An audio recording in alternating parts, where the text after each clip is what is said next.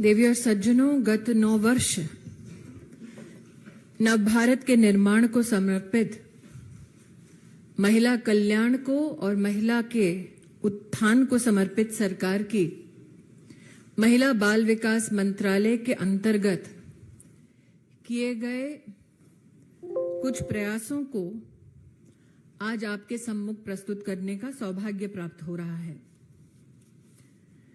मैं आपको याद दिलाना चाहती हूं कि महिला और बाल विकास मंत्रालय विशेषता गठित किया गया ताकि देश भर में आंगनवाड़ी व्यवस्था को सुदृढ़ कर सके। 2014 में प्रधान सेवक की भूमिका में आदरणीय प्रधानमंत्री जी का यह दिशा निर्देश था कि पूरी सरकार में महिला के संरक्षण हेतु भी प्रयासरत सरकार के समन्वय की जिम्मेदारी इस मंत्रालय के अंतर्गत आनी चाहिए। इसलिए हमारे राष्ट्र के इतिहास में पहली बार सुपोषित भारत के स्वप्न को साकार करने के लिए 18 मंत्रालयों का एक संपूर्ण प्रयास पोषण अभियान के अंतर्गत प्रधानमंत्री जी द्वारा राष्ट्र को समर्पित किया गया। आज ये कहते हुए आनंद है कि जिस आंगनवाड़ी क्षेत्र के लिए एक ऐसा कार्यक्रम जो 1970 के दशक से चल रहा है, उस क्षेत्र में सबसे बड़ा प्रश्न ये कि 4 दशकों से चलने वाली स्कीम में बच्चा सुपोषित है या नहीं, उसको प्रमाणित करने के लिए हर आंगनबाड़ी में मेजरिंग डिवाइस की व्यवस्था नहीं थी। प्रधानमंत्री मोदी जी ने न सिर्फ मेजरिंग डिवाइस की व्यवस्था करवाई, बल्कि साथ ही हर आंगनबाड़ी को स्मार्टफोन से जोड़ा। आज ये कहने में हमें कतई संकोच नहीं कि देश भर में 11 लाख स्मार्टफोन्स हर आंगनवाड़ी कार्यकर्ता को वितरित हो चुके हैं। ग्रोथ मॉनिटरिंग डिवाइस 12 लाख देश भर में वितरित हो चुके हैं। टेक्नोलॉजी से समाधान देने के लिए प्रधानमंत्री जी की इच्छा थी कि हम हर बेनिफिशियरी तक पहुंच रहे हैं कि नहीं, ये टेक्नोलॉजी के माध्यम से सुनिश्चित किया जाए। भारत सरकार ने पोषण ट्रैकर नामक टेक्नोलॉजी की एक व्यवस्था देश के 13,90,000 आंगनवाड़ीज में स्थापित की, जिसके चलते 9 करोड़ से ज्यादा बेनिफिशियरी गर्भवती महिलाएं, 6 साल से कम उम्र के बच्चे, जिसमें से 92% आधार सीडेड हो चुके हैं, उनको आंगनबाड़ी व्यवस्था से रियल टाइम टेक्नोलॉजी के माध्यम से जोड़ा गया। कुछ लोगों का यह मानना था कि ग्रामीण अंचल में क्या टेक्नोलॉजी का इस्तेमाल सही तरीके से हो सकता है। इसका सबसे बड़ा प्रमाण यह है कि हर महीने बच्चों का वजन होता है, लंबाई नापी जाती है, वो रियल टाइम डेटा भारत सरकार के सामने उपलब्ध कराया जाता है। एक आंकड़ा आपको बताना चाहती हूं, मार्च के महीने में 15 मार्च से लेकर 30 मार्च के बीच में देश में 6 करोड़ से ज्यादा बच्चों का डेटा आंगनवाड़ी की हमारी बहनों ने ट्रैकर के माध्यम से प्रदेश और देश की सरकार को प्रेषित किया।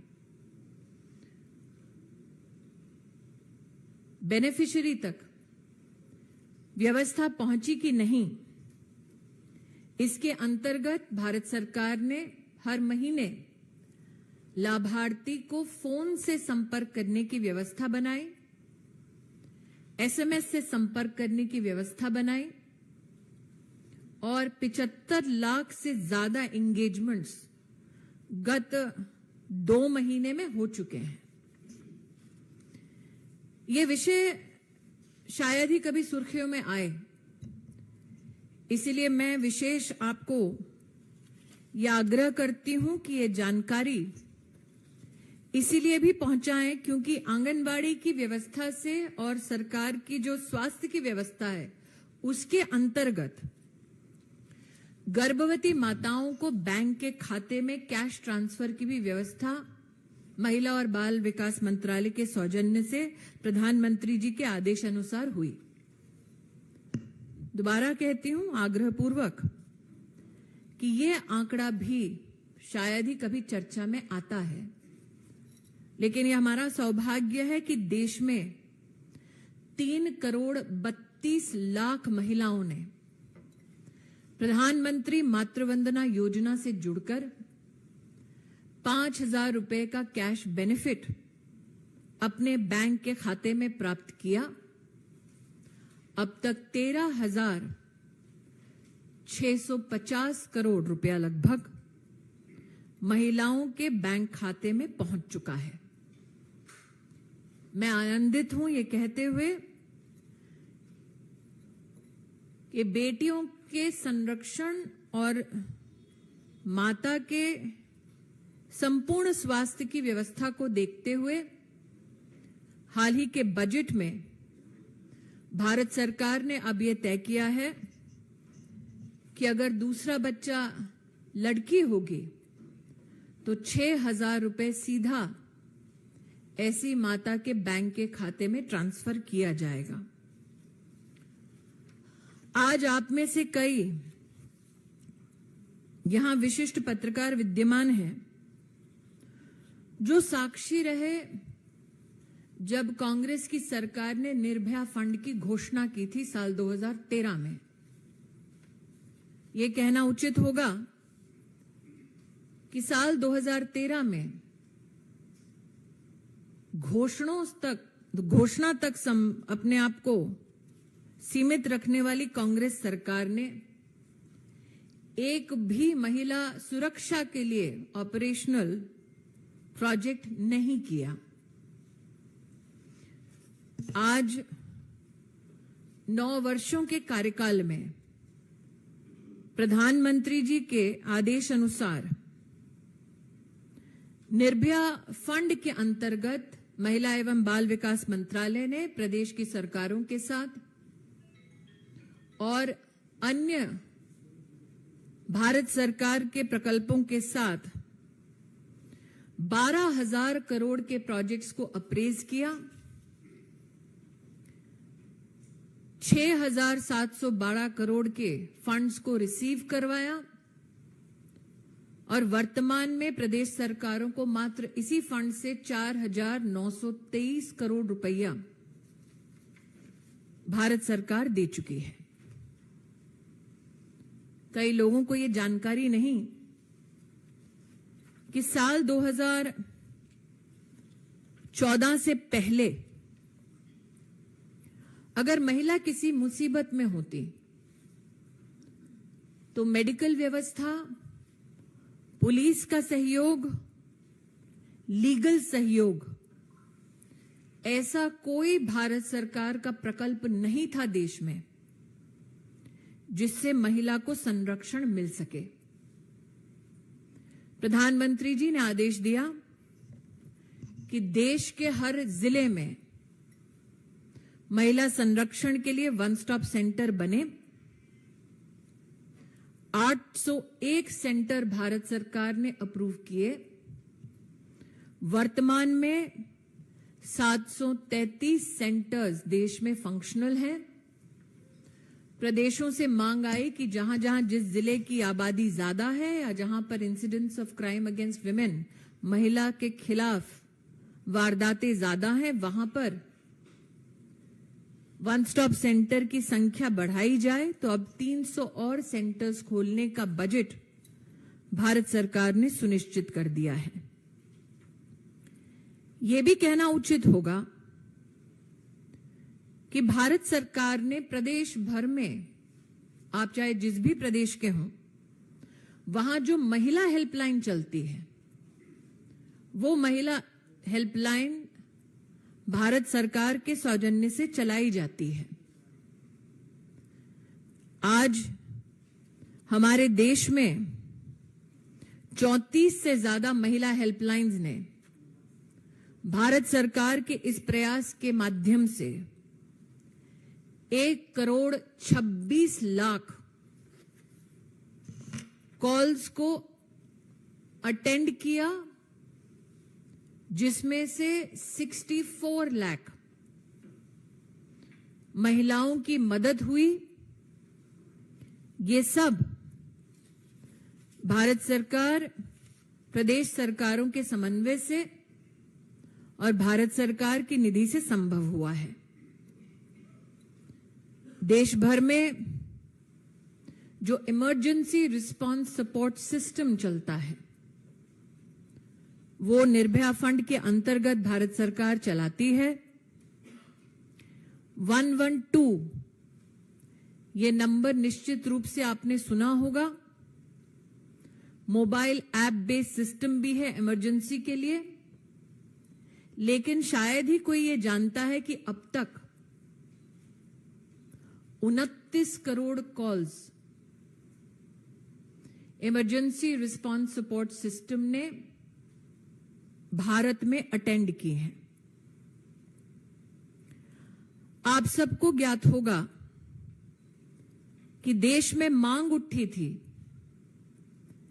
कि जो प्रमुख शहर हैं उसमें सेफ सिटी प्रोजेक्ट चलाया जाए। Ahmedabad, Bengaluru, Chennai, Delhi, Hyderabad, Kolkata, Lucknow, Mumbai, safe city projects के लिए इन 8 शहरों में फंड्स को उपलब्ध करा दिया गया है। महिला संगठनों द्वारा यह मांग उठी थी कि investigating officers, prosecution officers, medical officers, specially जो वायलेंस अफेक्टेड, हिंसा ग्रहित महिला का संरक्षण करने का जिनके पास दायित्व है, उनकी विशिष्ट ट्रेनिंग होनी चाहिए। अब तक भारत सरकार ने ऐसे 25,000 ऑफिशियल्स को ट्रेन किया है। संकल्प भारत सरकार का था कि हर पुलिस स्टेशन में महिला हेल्प डेस्क बने। अब तक देश में 13,550 महिला हेल्प डेस्क पुलिस स्टेशंस में उपलब्ध कराए गए हैं। देश में जो लोग क्राइम प्रिवेंशन के लिए समर्पित हैं, उनका ये निवेदन था कि sexual assault evidence collection kit police stations में उपलब्ध कराया जाए। अब तक 14,500 सेक्सुअल असॉल्ट एविडेंस किट्स उपलब्ध कराई गई हैं। डीएनए लेबोरेटरी चंडीगढ़ का उद्घाटन 2019 में हुआ।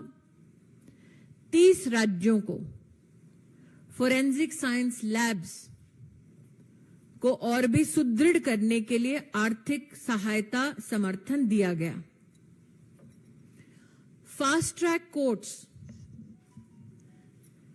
महिला को न्याय समय अनुसार कानून की परिधि में उपलब्ध कराया जाए, इसके लिए भारत सरकार ने 1023 फास्ट ट्रैक कोर्ट्स देश में स्थापित की, जिसमें से 418 कोर्ट्स विशिष्ट रूप से पॉक्सो कोर्ट्स हैं। पिछले महीने तक का आंकड़ा है 1,60,000 से ज्यादा केसेस अब तक सिर्फ पॉस्को के इन कोर्ट्स में न्याय संगत समाधान तक पहुंचाए गए हैं। जिन लोगों को सजा होनी थी उनको भी कानून के तहत सजा दिलवाई गई। आज एंटी ह्यूमन ट्रैफिकिंग यूनिट्स की शायद ही बात होती है। हमारे देश में कभी भी एंटी ह्यूमन ट्रैफिकिंग यूनिट की व्यवस्था जिलावार नहीं थी। जिलावार एंटी ह्यूमन ट्रैफिकिंग यूनिट्स अब 780 से ज्यादा ऑपरेशनल हैं। आज ये भी बताना उचित होगा, integrated emergency response management systems 983 railway stations के लिए महिला बाल विकास मंत्रालय के सौजन्य से उपलब्ध कराई गई हैं, जिनमें से 340 से ज्यादा फंक्शनल है, कंप्लीटेड हैं। एक तरफ महिला संरक्षण, महिला पोषण, दूसरी ओर बच्चों के संरक्षण की दृष्टि से यहां कुछ साथी ऐसे हैं जिन्होंने शायद पार्लियामेंट में पॉक्सो के अमेंडमेंट की चर्चा को कवर किया है। आपको याद होगा, पॉक्सो के संदर्भ में मैंने विशेष आग्रह पार्लियामेंट में रखा था कि हम चाहते हैं कि हर वो संस्थान जहां पर बच्चे हैं, वहां संस्थान में किसको आप काम पर रखते हैं उसका पुलिस वेरिफिकेशन निश्चित रूप से कराएं। आज भारत सरकार के पास ये एनसीआरबी के माध्यम से मुझे डेटा आया है, 5 करोड़ से ज्यादा visitors national cyber crime reporting portal पर विजिट कर चुके हैं। 11 लाख से ज्यादा कंप्लेंट्स मिल चुकी हैं। आप जानते हैं 1930 साइबर क्राइम का टोल फ्री नंबर है। हमारा ये भी प्रयास था कि जो सेक्सुअल ऑफेंडर्स हैं उनकी लिस्टिंग अलग से की जाए ताकि पुलिस वेरिफिकेशन में मदद हो। बड़े दुख के साथ कहती हूं कि 12 लाख से ज्यादा सेक्सुअल ऑफेंडर्स का डेटा आज हमारे पास है। पुनः ये मात्र मेरे एक मंत्रालय का ब्यौरा है। आप में से कई लोग इस बात से परिचित हैं कि मोदी सरकार ने महिला को आर्थिक रूप से सशक्त करने के लिए 27 करोड़ महिलाओं का जनधन का अकाउंट खोला।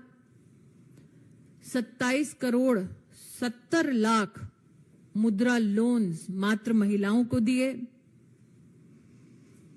26 हफ्तों की मैटरनिटी लीव, ये भी महिला उत्थान की दृष्टि से सरकार का एक सराहनीय कदम रहा। सुकन्या समृद्धि अकाउंट्स योजना के अंतर्गत 3 करोड़ 18 लाख खोले गए। जैसा कि आदरणीय प्रधानमंत्री जी ने कहा कि एक वक्त था जब सरकारें कहती थी महिला का उत्थान करो। अब वक्त आया है जब हिंदुस्तान कहता है राष्ट्र का अगर उत्थान करना है तो महिला नित विकास जरूरी है। Does anybody want me to say this in English? I leave the floor open for questions. Well, madam, like I said, if you had been witness to my interventions on the POCSO amendment, you would know that we have said consistently our endeavor is to ensure that there is police verification done by every establishment that serves the cause of children, to ensure that we compile data on sexual offenders so that police verification can be facilitated. Today, unfortunately, we have a data of over 12 lakh sexual offenders in the country. That the National Cyber Crime Reporting Portal has had over 5 crore visitors. That itself shows that people want to use every technological tool the government provides to ensure that they are better informed, especially if they want to dedicate themselves to the cause of safety of children. Neeraj Pandey ABP. मेरा सवाल आपसे थोड़ा political है, क्योंकि आपने इतना मंत्रालय के बारे में बताया, आपके पास माइनॉरिटी मिनिस्ट्री भी है। राहुल गांधी हैं, वो कहते हैं कि भारतीय जनता पार्टी मुस्लिम विरोधी पार्टी है। आप पर क्या कहते हैं? नीरज जी, मुझे लगता है कि एक सरकार की प्राथमिकता हर वर्ग के लिए सुनिश्चित इस बात से भी होती है कि वित्तीय आवंटन किसी वर्ग, किसी समुदाय अथवा किसी दरकार के लिए कितना किया जाता है। तो जो गांधी खानदान अपने आप को संरक्षक बताता है मुस्लिम समुदाय का, उनसे पूछना चाहिए कि उनकी सरकार में महज 12,000 करोड़ रुपया का खर्चा दिखाया गया और गत 9 वर्षों में मोदी सरकार में 31,450 करोड़ का खर्चा किया गया। एक और छोटा उदाहरण, जो गांधी खानदान अपने आप को माइनॉरिटीज का संरक्षक कहता है, जब वो मेरिट कम मीन स्कॉलरशिप हमारे देश में चलाते थे तो उनका आवंटन था मात्र 860 करोड़। मोदी सरकार में यह आवंटन बढ़ाकर 2,691 करोड़ किया गया। मुझे लगता है ये आंकड़े अपने आप में कांग्रेस की सच्चाई बताते हैं। Devendra Parashar, India TV. Rahul Gandhi foreign trip पे इंग्लिश ट्रिप पे है, वहां से ऐसी रिपोर्ट आ रही है कि अपने वाशिंगटन दौरे में वहां पे एक ऐसे डिप्टी सेक्रेटरी से मिले न्यूज करके, जिनके बारे में ये कुख्यात है काफी कि दूसरे देश के इंटरनल अफेयर्स में दखल करने के लिए। भारतीय जनता पार्टी पहले से ही ये कह चुकी है और आप में से कई मीडिया नेटवर्क्स इस बात को पहले से ही जनता के सामने प्रस्तुत कर चुके हैं कि कैसे कांग्रेस का नेतृत्व हमारे लोकतंत्र पर चोट करने के लिए बाहरी ताकतों का इस्तेमाल कर रहा है। जैसे जैसे चुनाव पास आ रहा है, वैसे वैसे कांग्रेस के नेताओं की इस प्रकार की गतिविधि का बढ़ना अपने आप में इस बात का संकेत है कि कांग्रेस सत्ता की भूख में अपने देश की लोकतांत्रिक प्रणाली पर चोट करने के लिए आमादा है। इतने असहाय क्यों हैं गांधी खानदान के लोग? यतीन्द्र शर्मा। मैम, 9 साल की उपलब्धियां आपने गिनाई, लेकिन जो विपक्ष है उसका कहना है कि 9 साल में देश पूरा बर्बाद हो चुका है, कोई भी वर्ग ऐसा नहीं है विपक्ष के मारना पड़ेगा। 23 जून को वो सब इकट्ठे होकर पूरा विपक्ष मीटिंग भी कर रहा है। जो एक दूसरे में सहारा ढूंढ रहे हैं, जो खुद अपने पैरों पर खड़े होने के लिए विफल हैं, वो जहां एकत्रित होने वाले हैं यतीन जी, वहीं पर तो 1750 करोड़ का एक पूरा का पूरा ढांचा पानी में बह गया। उनके अरमान भी 2024 में इसी प्रकार से बह जाएंगे, ये मेरा विश्वास है। अरुण, CNN।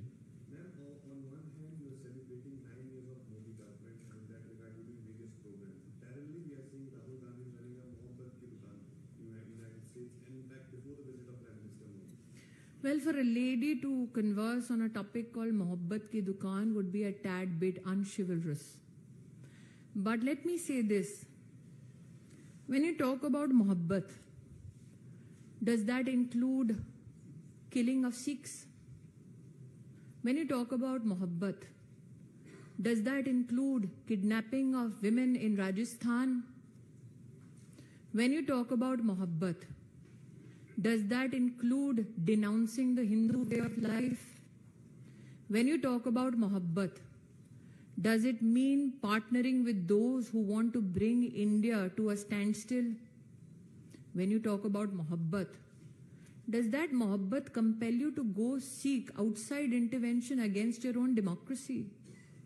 तो ये कैसा इश्क है जो देश से नहीं अपनी पॉलिटिकल सियासत से है? पूछे हिंदी में, भाई साहब तो बोलेंगे, गुजराती में पूछ लेंगे, बंगाली में तो भी बोल देंगे। एक महिला के लिए इन शब्दों के ऊपर ज्यादा टिप्पणी करना मेरे हिसाब से उचित नहीं है, लेकिन बिना छिचोरापन दिखाए इतना कहना चाहती हूं, ये कैसी मोहब्बत है जो सिखों का नरसंहार करे?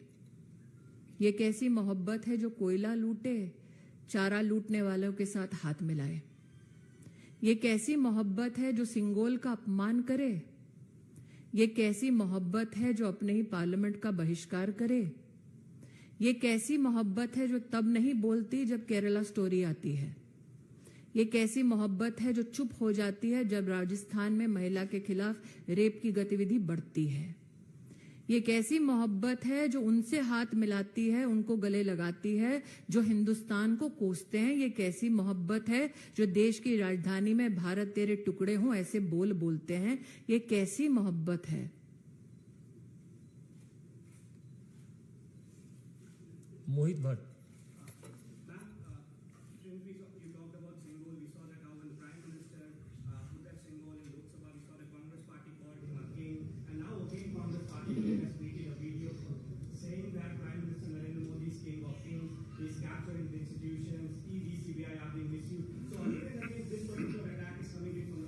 See, it is incumbent upon the Congress party to attack the image of Narendra Modi, for they are seeking a way back to power. Modi sits from a position of service, and that is the contrast the Congress can never bridge. I would be surprised if they have one kind word to say about the Prime Minister. The mohabbat does not extend to him. Amod Rai, TV9।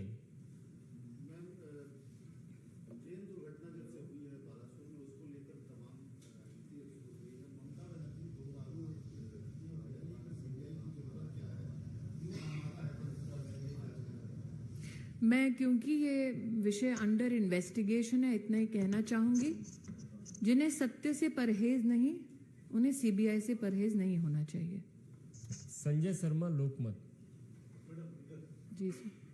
Madam, मेरा एक बड़ा अलग सवाल है, क्योंकि किसी भी society में ऐसा नहीं होना चाहिए जो हम देखते हैं सड़कों पर देखते हैं, जब भी कोई गाड़ी रिपेयर पर होती है हम देखते हैं कि वहाँ पर कुछ महिलाएं, बच्चे। एक सेकंड, यहाँ पर जो सज्जन मोबाइल पर हैं, अगर वो धीमे बोलेंगे तो पत्रकार का प्रश्न सुनाई देगा। जी। मैडम, किसी भी सोसाइटी में ऐसी चीजें नहीं होना चाहिए। हम लोग देखते हैं, यहाँ दिल्ली में भी देखते हैं, देश के हेल्थ से देखते हैं जी रेड लाइट पर कुछ महिलाएं बच्चे आसपास मिलता भीख मांगते हैं। जी। क्या आपका मतलब है इनके लिए, ऐसी महिलाओं के लिए, बच्चों के लिए? मैं इतना ही कहना चाहूंगी कि national commission for protection of child rights, इनके अंतर्गत प्रदेश सरकारों के साथ मिलकर ऐसी व्यवस्था की जाती है कि बच्चे न सिर्फ रेस्क्यू हों बल्कि रिहैबिलिटेट भी हों। इसमें उनके परिवार के सदस्य भी सम्मिलित होते हैं। मिशन वात्सल्य के अंतर्गत हमने न सिर्फ बच्चों के संरक्षण के लिए आर्थिक आवंटन बढ़ाया है, आपको कहना चाहूंगी, अगर आप सिर्फ साल 2009 का आंकड़ा ले लें, तब की कांग्रेस सरकार ने 50 करोड़ ही देश भर के बच्चों के संरक्षण के लिए आवंटित किए थे। इस वर्ष का मात्र अगर आप आवंटन देखें तो 1123 करोड़ रुपया बच्चों के संरक्षण के लिए हम लोग प्रदेश सरकारों को व्यवस्था में देते हैं। ये भी कहना उचित होगा कि हमने भारत सरकार के सौजन्य से हर प्रदेश को बोला है कि चाइल्ड प्रोटेक्शन यूनिट्स हर डिस्ट्रिक्ट में आप लोग क्रियान्वित करें। आज हमारे देश में 760 से ज्यादा चाइल्ड प्रोटेक्शन यूनिट्स कार्यरत हैं। चाइल्ड वेलफेयर कमेटी 780 कार्यरत हैं और जुवेनाइल जस्टिस बोर्ड 774 कार्यरत हैं। हमारा ये भी प्रयास है कि अब तक भारत की संवैधानिक व्यवस्था में बच्चे के संरक्षण के लिए कॉन्स्टिट्यूशनली किसी के पास भी जिम्मेदारी एडमिनिस्ट्रेशन में नहीं थी। अगर आपने जेजे एक्ट के संशोधन में थोड़ी बहुत रिपोर्टिंग की होगी तो आपको ध्यान में आया होगा कि हमारे राष्ट्र के इतिहास में पहली बार डिस्ट्रिक्ट मैजिस्ट्रेट के पास डिस्ट्रिक्ट पुलिस के समन्वय के साथ ये व्यवस्था अब दी गई है।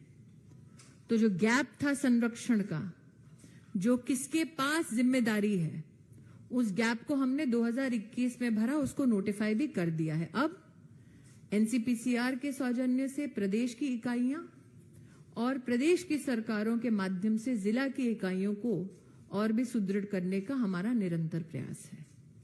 ठाकुर रविंद्र सिंह, जी न्यूज। लेटेस्ट खबरों के लिए सब्सक्राइब करें हमारा यूट्यूब चैनल